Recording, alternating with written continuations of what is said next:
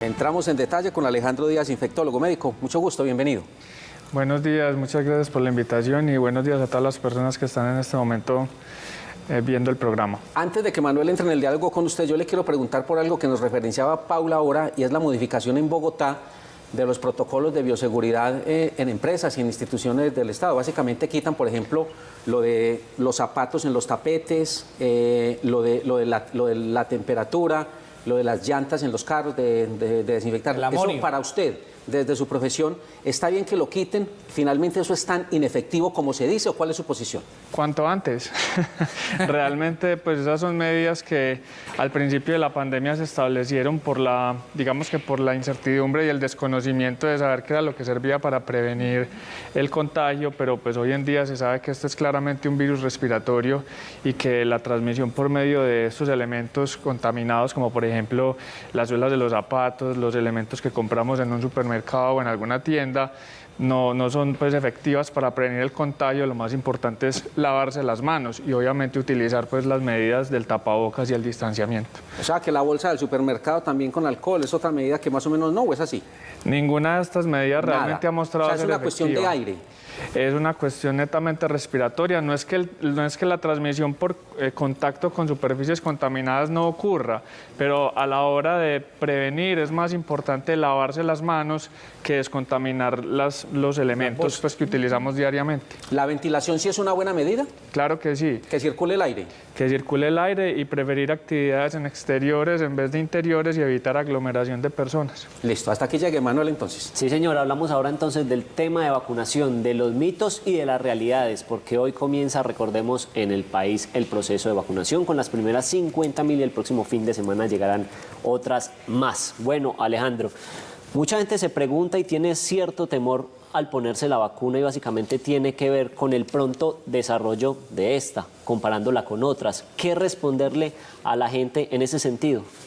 Sí, pues ese es un temor muy claro, pero digamos que la tranquilidad que podemos darle a la gente es que a pesar de que las vacunas se investigaron de forma rápida, hay muchas circunstancias que hicieron que esto fuera así. Una de ellas es que antes de la pandemia ya se habían adelantado investigaciones en este tipo de vacunas generadas por investigación con otros virus previos, por otros coronavirus o por otros virus respiratorios. Entonces son plataformas que ya se conocían, que ya estaban en investigación, y obviamente cuando apareció la pandemia hubo un interés pues mundial de todos los centros de investigación por tratar de adelantar lo más rápido posible estas vacunas y estas plataformas. Lo otro es que hubo mucha inversión para lograr una vacuna o varias vacunas efectivas y eso hizo que hubiera mucha colaboración. Entonces, digamos que eso aceleró el proceso. Sin embargo, lo claro y lo que da tranquilidad es que ninguna parte del proceso se alteró con respecto a lo que siempre se hace en la investigación de vacunas. Todos los procesos fueron rigurosamente realizados y revisados de forma muy transparente por las entidades científicas y por las personas que estaban involucradas en el descubrimiento pues, y manufactura de estas vacunas. Sí. Efectos en el mediano y en el largo plazo también es otra de las preocupaciones que tienen los ciudadanos, porque pues apenas en muchos países comenzó la vacuna hace 3 meses aproximadamente. ¿Qué decir en ese sentido?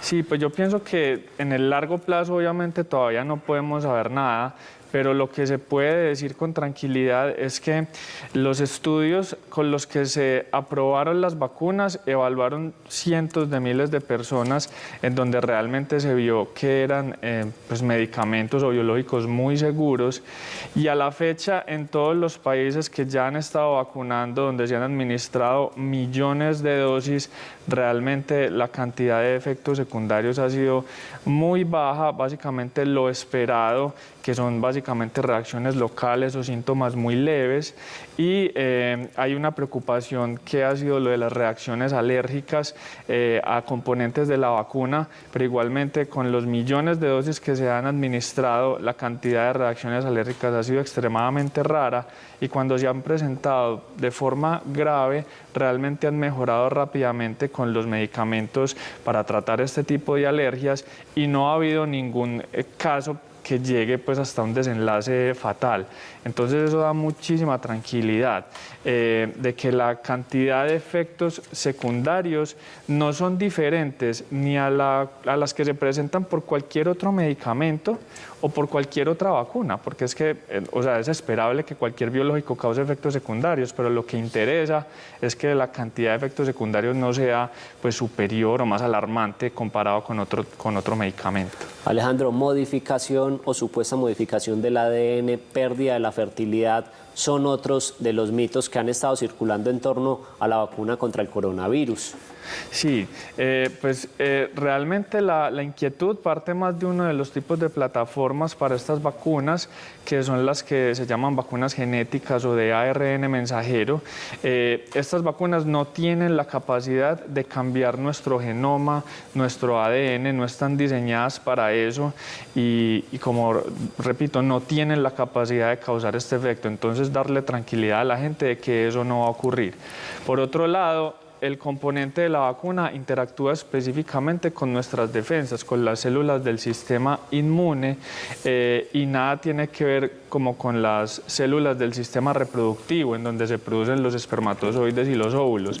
Entonces tampoco va a ocurrir que se afecte la fertilidad, o por lo menos pues eso es algo que está claro hasta ahora y que es improbable que ocurra. Doctor, aquí tengo este tapabocas que para nosotros en los medios de comunicación es como el más fácil de utilizar porque la voz no se ahoga. Dos preguntas respecto al tapabocas. ¿Está bien puesto por la parte azul exterior?